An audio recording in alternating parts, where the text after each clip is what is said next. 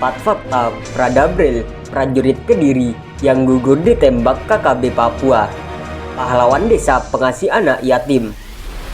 Melansir dari surya.co.id, terungkap fakta-fakta menarik mengenai sosok Prada Brel Khalif Al-Rahman, 24 tahun, prajurit TNI asal Kediri, Jawa Timur yang gugur ditembak KKB Papua di distrik Kiwirok, Pegunungan Bintang, Rabu 29 Juni 2022. Prada Brel gugur saat KKB Papua yang dipimpin Lame Taplo menyerang pos Ramil Kiwirok Satgas Kodim Yonif PR 431-SSP. Prada Brel gugur akibat kehabisan darah lantaran mengalami luka tembak di bagian paha. Rencananya, jenazah anggota Peleton 3 Ipan A Yonif PR 431-SSP ini akan dimakamkan di kampung halamannya di Dusun Sukoharjo, Desa Sukoharjo, Kecamatan Plemahan, Kabupaten Kediri, Jawa Timur. Kabar gugurnya Prada Brel membuat keluarga dan warga di Susun Sukoharjo berduka. Hal ini tidak terlepas dari kebaikan yang disebar almarhum selama hidupnya. Berikut fakta-fakta Prada Brel dikutip dari banyak sumber. Prada Brel merupakan anak kedua dari dua bersaudara pasangan almarhum Sucipto dan Yuliana, 50 tahun. Sang kakak Novia Yeni Yusnita, 30 tahun. Adiknya yang masih bujang itu memang mempunyai karakter yang baik dan suka menolong. Anaknya itu baik banget, ujar Reni dalam sambungan telepon Kamis 30 Juni 2022. Dalam penugasan yang jauh di Papua, kata Reni, Brel tak lupa selalu membantu keuangan keluarga tiap bulan. Bahkan ada juga jatah khusus untuk keponakannya dan anak-anak tetangga. Anak saya sebulan dikasih 1 juta, dia juga sering ngasih anak yatim di desa, ungkap Reni. Brel mulai menjadi tentara pada 2018. Reni menuturkan, sejak saat itu adiknya jarang pulang karena lebih banyak menghabiskan waktu untuk bertugas. Namun komunikasi masih terus terjalin melalui telepon ataupun pesan instan untuk sekedar berkabar dengan keluarga di desa. Rencananya Agustus nanti pulang, lanjut Reni. Pencapaian Brel untuk masuk tentara itu pun harus melalui perjalanan panjang dan cukup terjal. Reni menceritakan, sejak dulu adiknya tersebut sangat berkeinginan menjadi seorang prajurit tentara. Saat ada pembukaan pendaftaran, Brel langsung mendaftar, namun jalannya tidak mulus karena sempat gagal hingga 4 kali. Kendati demikian, hal itu dia tidak membuatnya patah arang demi menggapai cita-cita.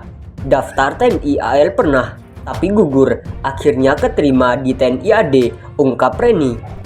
Selain dikenal sebagai sosok yang baik dan gemar berbagi, Brel juga dikenal taat kepada orang tua. Ayahnya yang seorang pegawai pasar di lingkup pemerintah Kabupaten Kediri sudah meninggal dunia dan kini hanya ibunya yang masih hidup. Reni menuturkan, Brel punya keinginan yang mulia, yakni memberangkatkan ibunya berhaji ke Tanah Suci. Anaknya itu pengen memberangkatkan ibu naik haji, tapi sekarang dia sudah tidak ada, katanya. Kepala Desa Sukoharjo, Ahmadi, menyebut Brel sebagai sosok pahlawan desa, sebab keberadaan Brel mampu mengangkat nama baik desa dan digadang-gadang sebagai tokoh penerus kemajuan desa ke depannya. Karena Mas Brel ini merupakan satu-satunya penerus jagoan kita di desa, tetapi gugur dalam menjalankan tugas di Papua, ujar Ahmadi dalam sambungan telepon.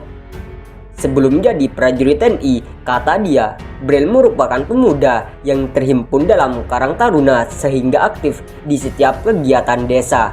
Bahkan saat sudah menjadi prajurit TNI, menurutnya, Brel tetap rajin bersosialisasi dan santun kepada warga sekitar.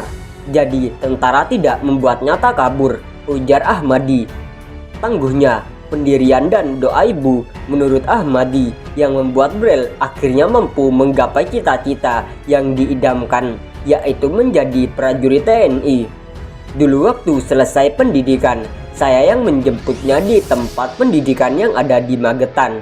Lanjutnya, jenazah Prada Bril Khalif Al-Rahman diperkirakan akan sampai rumah duka pada Jumat 1 Juli 2022 malam. Hingga Kamis malam, jenazah Prada Bril disenyamkan di Mayonif RK 751-VJS yang berlokasi di Sentani, Jayapura, Papua. Jenazah akan diberangkatkan menuju Makassar menggunakan pesawat pada Jumat pagi dan dilanjutkan ke Surabaya sore harinya.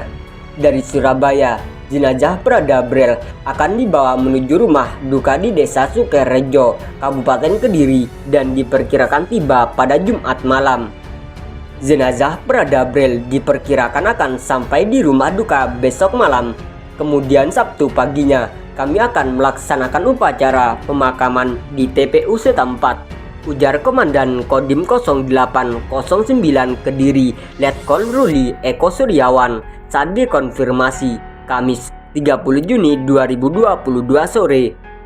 Kendati jenazah Prada Bril belum tiba di rumah duka, karangan bunga bela sungkawa sudah berjajar rapi di kediaman prajurit TNI AD tersebut. Karangan bunga tersebut dikirimkan oleh Panglima TNI Pangdam 5 Brawijaya, Panglima Divisi 3 Kostrat, dan beberapa pihak lainnya. Tak hanya itu, di kediaman Prada Bril juga sudah mulai ada persiapan-persiapan untuk menyambut kedatangan jenazah. Tanda besar sudah berdiri di depan kediaman Prada Bril.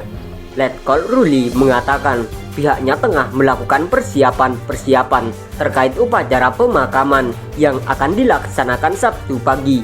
Saat ini kami tengah mempersiapkan semua keperluan pemakaman sembari menunggu informasi lebih lanjut terkait kedatangan jenazah, ungkapnya.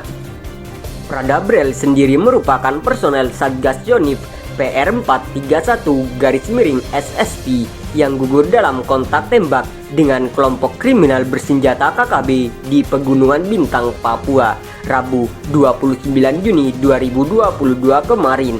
Berdasarkan keterangan pers yang diterima Tribun Papua.com, Kapendam 17-Cendrawasih Letkol Kaf Herman Taryama mengakui adanya peristiwa yang dialami satu prajurit TNI yang gugur ditembak KKB Papua.